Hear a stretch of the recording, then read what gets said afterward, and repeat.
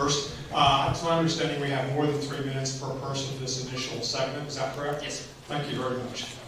Thank you for providing us a chance to voice our concerns and to make our requests today. My name is Kaman, and I have lived in Chatham County since 1981. I was born in Charlotte, North Carolina, and raised in Memphis. My great-grandfather, William Mitchell Morgan, fought for the South as a member of the Mississippi Confederate Army. He was 19 at the time, and he never received any pay for his time served. I do not know why this young man fought. Was it out of loyalty to his home and family? Perhaps. Or maybe he thought the white race was superior to the black race, that the slavery of blacks was the natural order of things, and that the South had a right to continue slavery as its economic foundation. Perhaps. I don't know. I was raised to believe in the honor of the South and to revere Confederate soldiers who died fighting for the South. My life and my perspectives, however, began to change when I was in the 7th grade in Memphis. I began attending a school that was integrated with about 40% black. I formed friendships with some of them, who in turn began to defend me from others who saw me as a rather defenseless, fat white boy. I was a student at this school when Martin Luther King came to help the sanitation workers fight for justice and dignity, and where he met his tragic end. I continued to change as I had more black friends and watched the civil rights movement grow into the 1970s and beyond. As I grew older, I continued to learn more about the South, about the horrors of slavery, the travesty of Jim Crow era, and persistent interpersonal and structural racism. I recently read a book which is a must-read for Southerners who want to come to grips with the actual history of the Confederate monuments. UNC professor of history Karen Cox published a book called Dixie's Daughters, the United Daughters of the Confederacy and the Preservation of Confederate Culture. The book shows how the United Daughters of the Confederacy, also known as the Daughters, was extremely effective in its efforts to vindicate the South, which in fact whitewashed the horrors of slavery. Their attempt is part of a narrative called The Lost Cause. Between 1900 and 1914, they bought and installed 21 monuments to the Confederacy here in the Piedmont in public spaces like courthouses and town squares.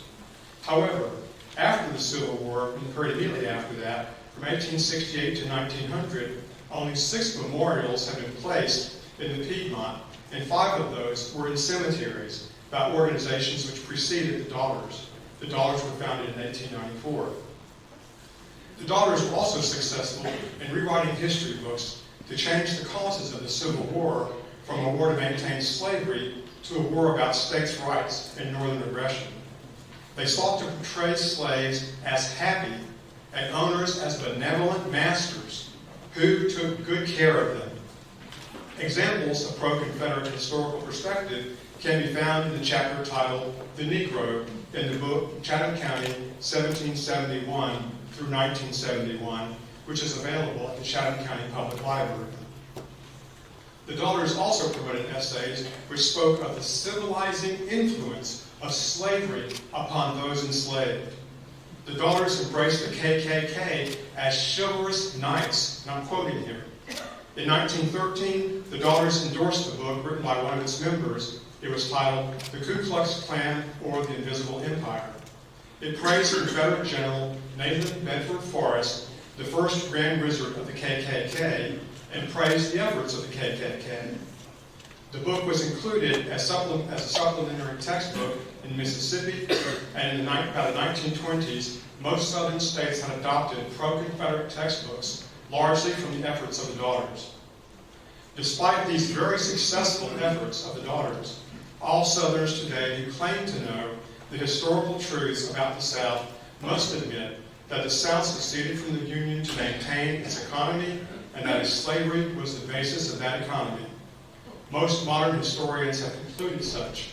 In fact, South Carolina, Arkansas, Alabama, Mississippi, Texas, and Virginia explicitly stated this in their Articles of Secession. President Lincoln, in his second inaugural address, cited slavery as the cause of the Civil War. This inconvenient truth is something we Southerners today must have the humility to confess and the courage to redress.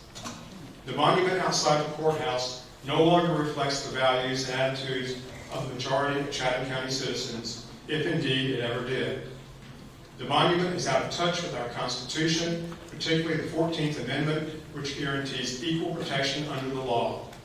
The courthouse should be a venue which embodies the principles of justice and equal treatment of all people, rather than its complete opposite. This contradiction needs to be resolved.